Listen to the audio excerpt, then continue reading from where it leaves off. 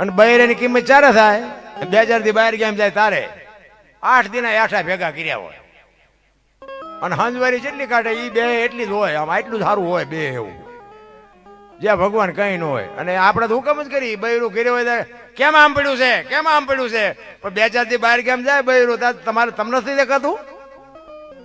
એ ન હોય તારે જ બાપુ એની કિંમત થાય છે.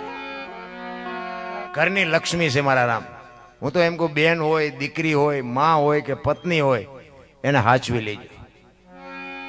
અને એ દુઃખી નહીં હોય ને તો બાપુ જિંદગીમાં કોઈ દી રોટલાનું દખ નહીં આવે. એક ગેરંટી આપણી વાત. આ ગઢાની કોઠા હુજની વાત છે. પછી લક્ષ્મી એને જ કહેવાય. છોકરો ગમે એટલો હોશિયાર હોય ને લખમો ન કહેવાય.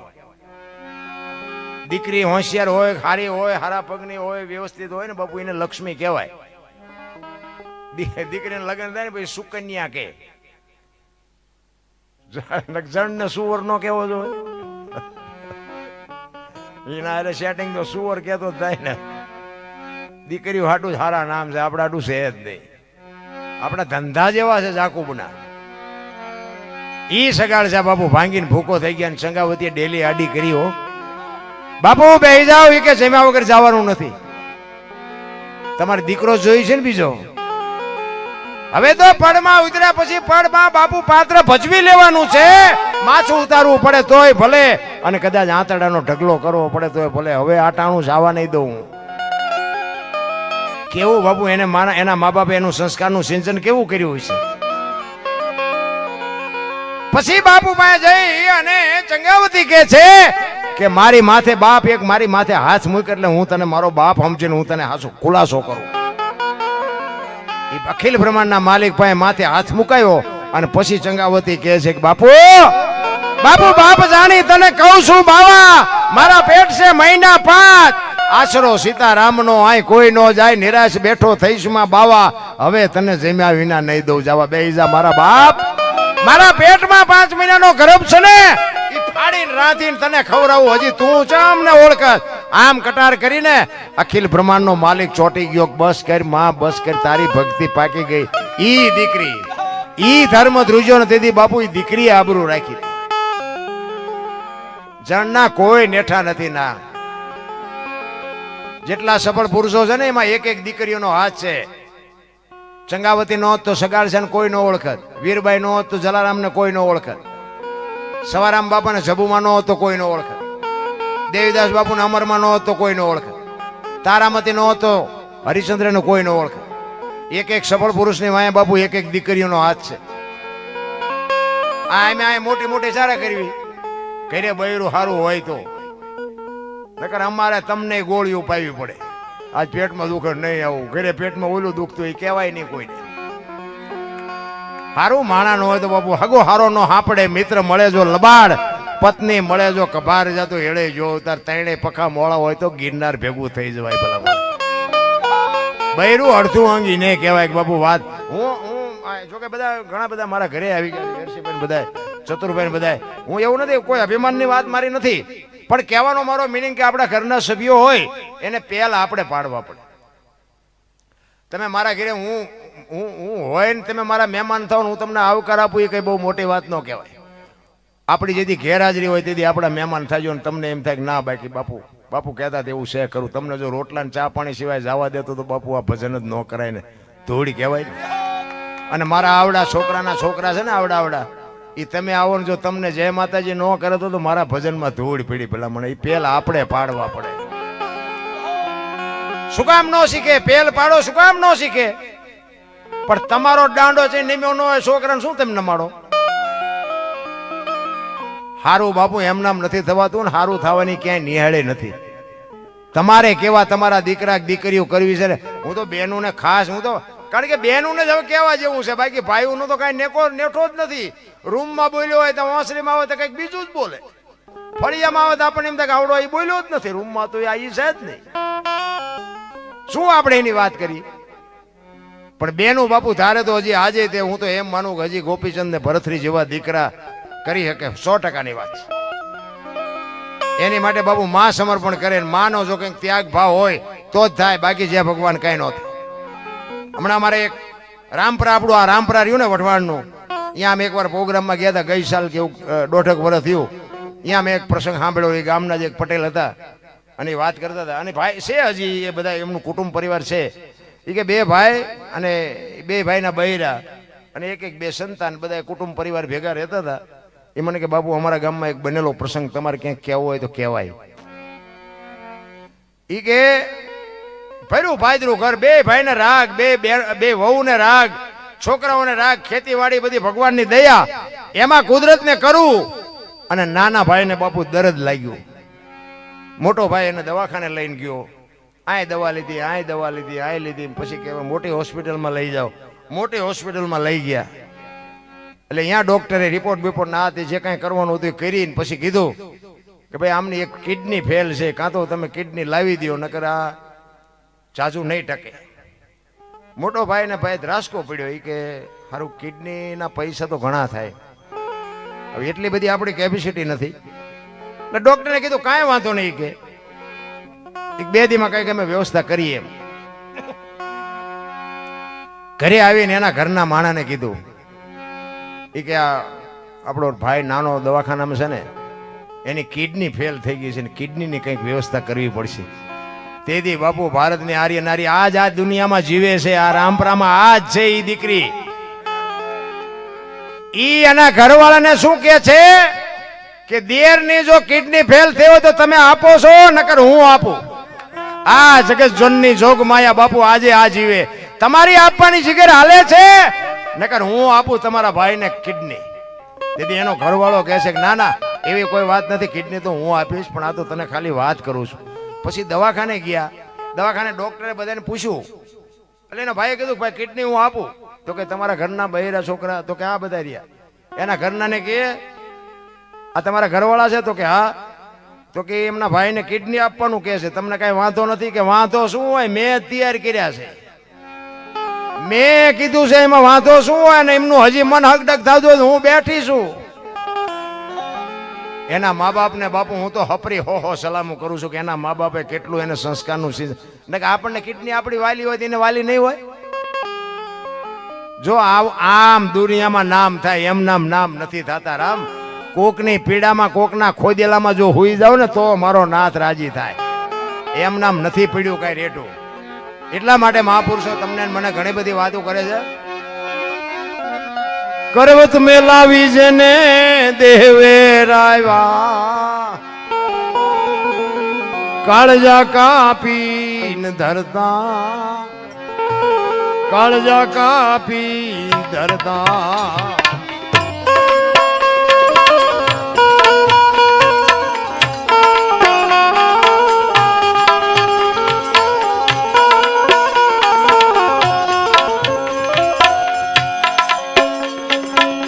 કરવત મેલાવી જેને દેવે રાયવા,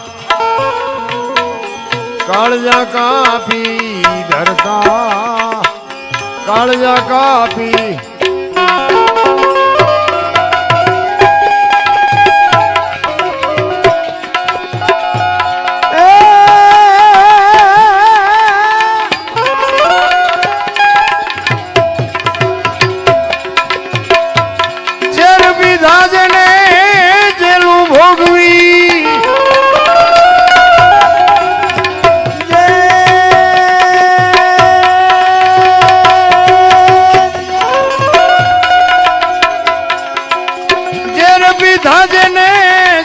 ભોગવી સાધુડા હુડીએ ચડતા સંતને સંતપણા રે ભાઈ નથી મફતમાં મળતા.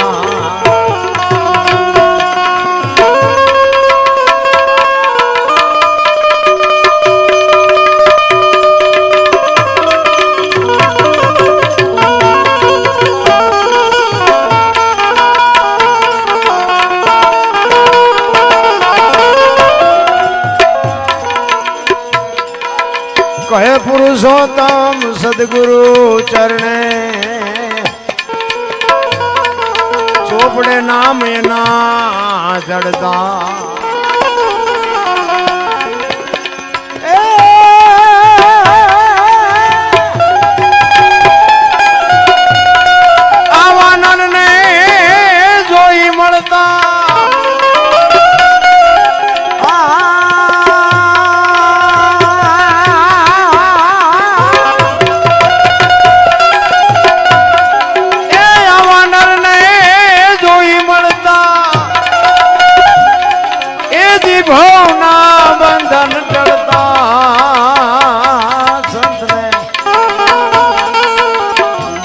પણ રે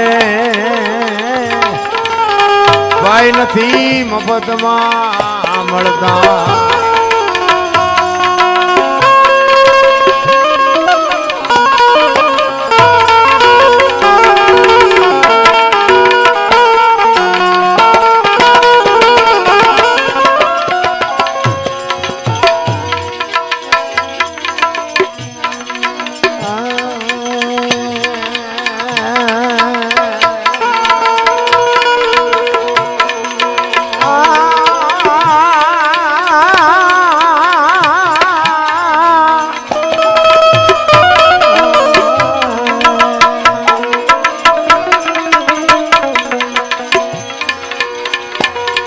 સંત સપૂત ને ઝુમડા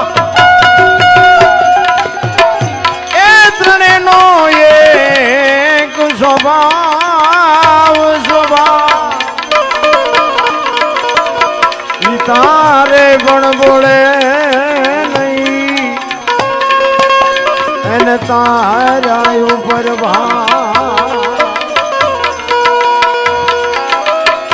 તારે પણ બુડાડે નહીં અને તારા ઉપર છે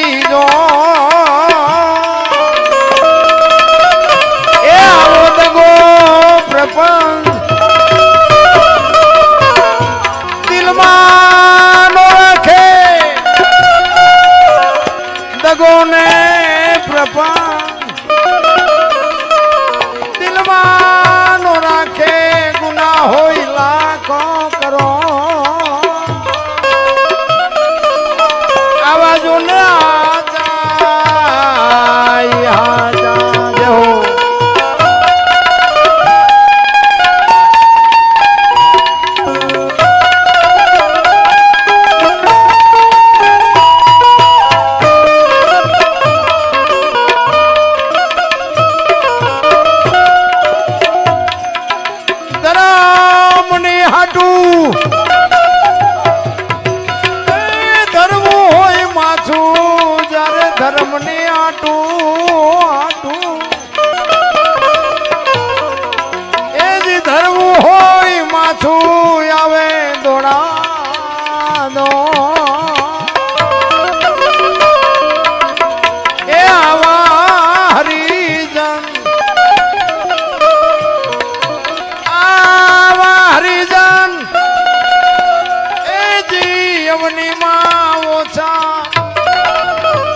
લાખો કરો આવાજો ના ચાય હાજા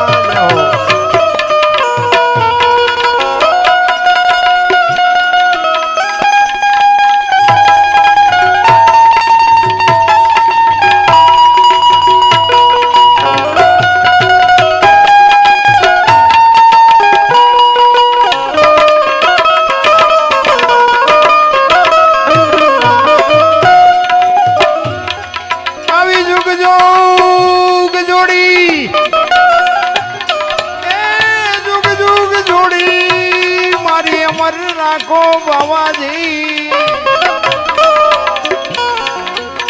જુગ જુગ જોડી એ જી અમર રાખો કિરદાર કાંડો નજો એ આવી ભેળી સમાધિ અને ભજન તમારું